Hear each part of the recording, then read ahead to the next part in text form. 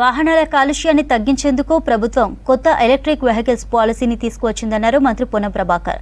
Electric vehicles ను road registration ట్యాక్సుల్లో 100% మినహాయింపు ఉందన్నారు.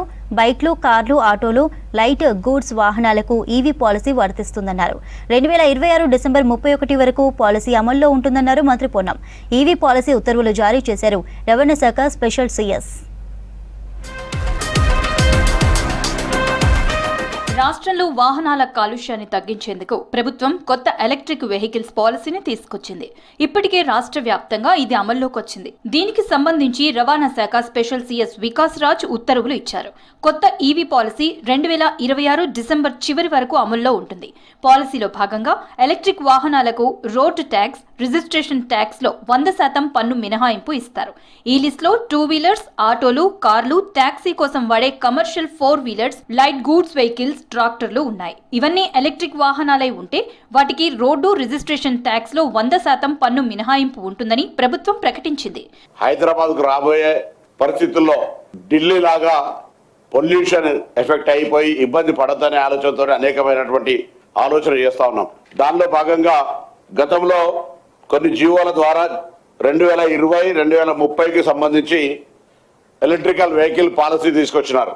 ఆ పాలసీ కొంత లిమిటెడ్ వెహికల్స్ కు సంబంధించి ఒక 5,000 వాహనాలకే పరిమితం చేసి దాని తర్వాత వదిలిపెట్టేసినారు. జియో నెంబర్ 41 ద్వారా తెలంగాణ ప్రభుత్వం తరఫున 31/12/2026 వరకు 2 సంవత్సరాల 1 నెల 15 రోజుల పాటు 2026 డిసెంబర్ 31 వరకు ఉంటుంది.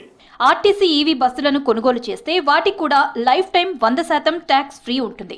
ఒకవేళ ప్రైవేటు కంపెనీలు తమ సిబ్బంది ట్రాన్స్పోర్ట్ కోసం ఈవీ బస్సులు కొంటే వాటికి కూడా ట్యాక్స్ ఫ్రీ అమలవుతుంది. గత ప్రభుత్వం 2020-30 ఈవీ పాలసీని తీసుకొచ్చింది. అయితే దాంట్లో ఈవీ వాహనాల కొనుగోళ్ల విషయంలో పరిమితులు విధించింది. దీంతో ఎలక్ట్రిక్ వెహికల్స్ ఆశించిన స్థాయిలో అమ్మకాలు జరగలేదని ప్రభుత్వం గుర్తించింది. ఢిల్లీ, హర్యానా, పంజాబ్ రాష్ట్రాల్లో గాలి కాలుష్యం విపరీతంగా పెరిగిపోయి ఇబ్బందులు వస్తున్నాయి. ఇలాంటి పరిస్థితుల్లో ఎలక్ట్రిక్ వాహనాలను ప్రోత్సహించాల్సిన అవసరం ఉందని కొత్త ఈవీ పాలసీని తెచ్చింది.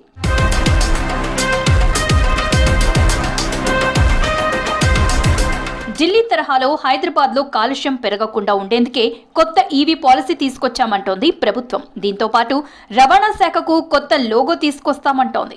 వాయు కాలుష్యాన్ని నియంత్రించేందుకు కొత్త ఎలక్ట్రిక్ వెహికల్ పాలసీ తీసుకొచ్చామన్నారు ట్రాన్స్పోర్ట్ మినిస్టర్ పొన్నం ప్రభాకర్. సిటీలో ఇప్పుడున్న 3,000 బస్సుల స్థానంలో ఎలక్ట్రిక్ బస్సులు తేవాలని నిర్ణయించామన్నారు.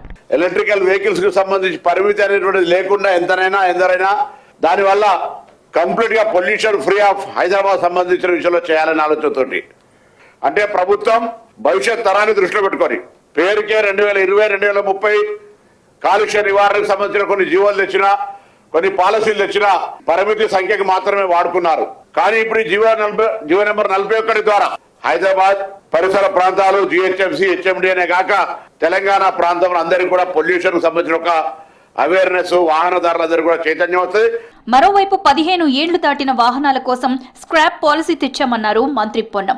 ఆటోమేటిక్ టెస్టింగ్ సెంటర్స్ తెస్తున్నామని పొన్నం ప్రభాకర్ తెలిపారు. దేశంలో రోజుకు 150,000 మంది రోడ్డు ప్రమాదాల్లో చనిపోతున్నారని, తెలంగాణలో రోజుకు 20 మంది చనిపోతున్నారని ఆందోళన వ్యక్తం చేశారు. ఎలక్ట్రిక్ వాహనాలకు తగ్గట్టు ఛార్జింగ్ కంపెనీలు చొరవ తీసుకుని ఛార్జింగ్ స్టేషన్లు ఏర్పాటు చేయాలన్నారు మంత్రి పొన్నం. ఇప్పటి వరకు 170,000 ఎలక్ట్రిక్ వాహనాలు రిజిస్ట్రేషన్ అయ్యాయని, రోజుకు ప్రతి 100 వాహనాలలో 5 ఎలక్ట్రిక్ వాహనాలు వస్తున్నాయని చెప్పారు.